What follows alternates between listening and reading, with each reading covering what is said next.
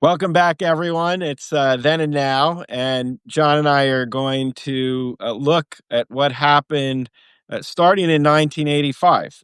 Today, President Trump is on his way to speak with Putin, and there's a long history of meetings between Russian, Soviet, and U.S. leaders. In 1985, there was a new Soviet leader, Mikhail Gorbachev, who had come to power, was part of a generation that believed the Soviet Union needed to be reformed, wanted to create more transparency, change the economy, and open relations with the United States.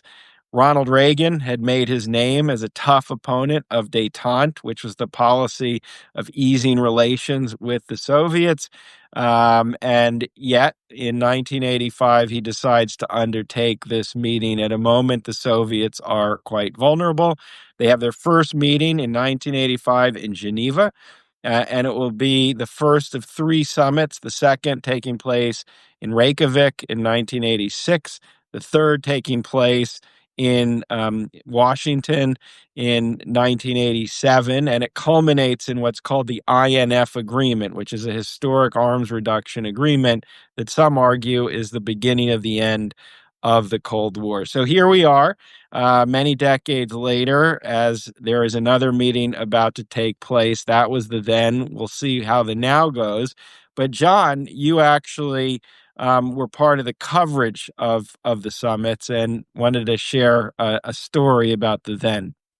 So I was at Newsweek in 1987 when Gorbachev came to Washington, and the attitude of the United States to the Russian leader very different then from now. So there was kind of what they called Gorby fever when I was covering the summit, and I remember seeing him do his briefing. But the big news coming out of this summit, people already knew that the treaty had been signed, was that he got out of his car on Connecticut Avenue in downtown Washington, and he was mobbed by American admirers, and they really liked him.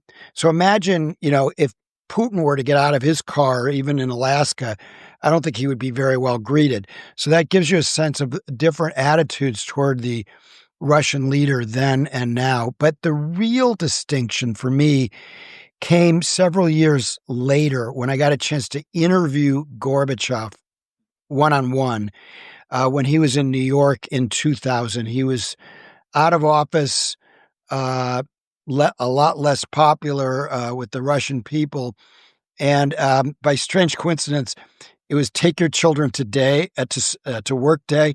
So I have a picture of me with my three little kids. They were like, 6, 8, and 11, with Mikhail Gorbachev. People think we're at the Wax Museum or something. But when I asked him, I said, you had all this power with the Red Army.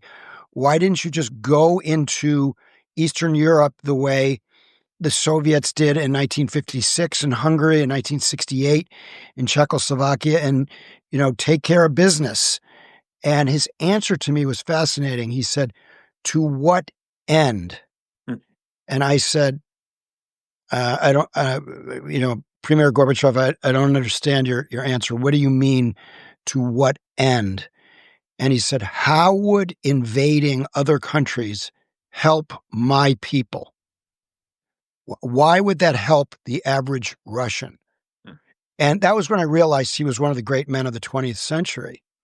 It's not just that he wasn't bloodthirsty. He wasn't basically aggressive. Now compare that to Putin invading Ukraine. To what end? To his own personal end of trying to reestablish the old Soviet Union and seem like, a big guy.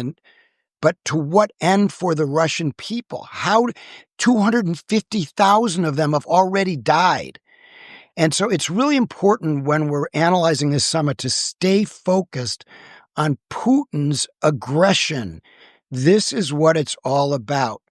Will Trump say that might makes right?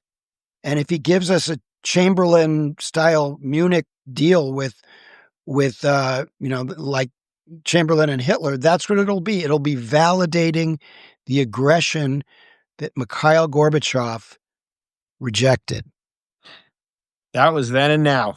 Thank you, and we'll be back next week. Thanks for that inside look, John. Thanks, Julian.